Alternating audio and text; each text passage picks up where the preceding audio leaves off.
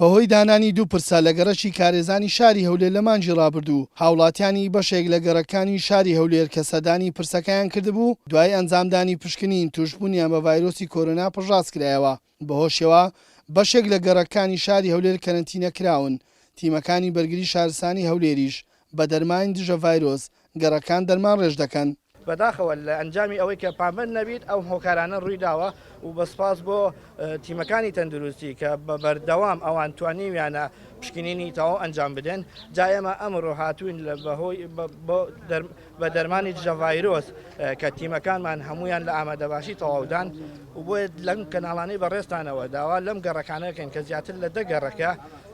کەس نەیەتە دەرەوە لەو کاتەیە کە ئێمە دەرمانەکان دەڕژن گەرنگترین شت بە نیسبەت ئێمەوە پابندبوونە بە ڕێنماییەکان ئەگەر لە بیدایەتەوە پابندبوونایە پێم وابە ئێستا لەم قۆناغیانە ئەبووین لە قۆناغی ئەوەیە بووین کە بمانتوانایە ڕێکاریەوەدا بنین ئەو قەدەغی هاتوچوو هەڵبگرین. ئەمە بۆ ماوەی هەفتەیەک بە تەواوی ئەگەر شوێنەکە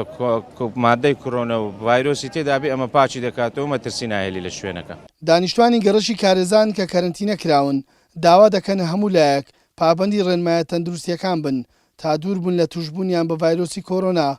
داواکاریشن لەلایەنی پەیوەندیدار لە شاری هەولێر پێداویستەکانی ڕۆژانەیان بۆ دابین بکات چونکە ئەوان بەهۆی کەرەنتینەوە ناتوانن سەردانی مارکێتەکان بکەن و پێداویستەکانی ڕۆژانە بۆ خۆیان دابین بکەن. تاکو ئێستا کاتە ئەو چ کاتژمێری ئێستا ئەو مارکێتان هەموو داخراون لەبەر ئەو تازیێش نەکرایتەوە بەڕاستی هەند شتەشی ناخۆش بوو بلومە تاکو ئێستاکە یعنی پێداویستی ماڵەوە با زۆر ئەمامێتە دەڕۆژکەمان هەیە بەڕاستی هەنی لە ڕێی تەرە شتیوە و ئەوانەمان هیچ لۆ نهاتیە. ئەو گەڕەکە یەکجار گەڕەکە چ خاوێن و باش بوو ینی ئەو شتەی تێدا نەبوو بەڵام کە هاتن ئەو دوو پرسیان ئەنجامدا خەڵکەکەیان تووشی ئەو شتە ناخۆشەی کرد و کە ئێستاکەش کەس ناتوانین لە ماڵەکان بێتە دەرەوە یعنی ئێستاکە هەموو لایەکمان لێ گیرایە حکومت داوا لە حکوومەتی هەرێمی کوردستان دەکەین بڕیارێک ئەوە ئاورێکمان لێ بداتەوە یەکجار وەزعمان ناخۆش.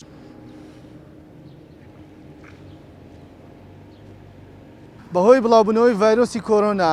لە دوو پرسە لەم گەڕەکەی کە من لێی وەستاوم دەگەڕک و گوندێکی شاری هەولێر کەرەنتینە کراون. ڕۆژانە تیمەکانی تەندروستی پشکنین ئەنجام دەدەن بۆ دانیشتوان و هاوڵاتیانی ئەم گەڕەکانە تا لە سەلامەتی و توژنەبوونیان بە ڤایرۆسی کۆرۆنا دڵنیا بنەوە. هاوکات تیمەکانی بەرگری شارستانی لە ڕێگەی دەرمانی دژە ڤایرۆسەوە تەواوی ئەو گەڕەکانە دەرمان ڕێژ دەکەن. کاروان مەسعود، گەلی کوردستان، هەولێر.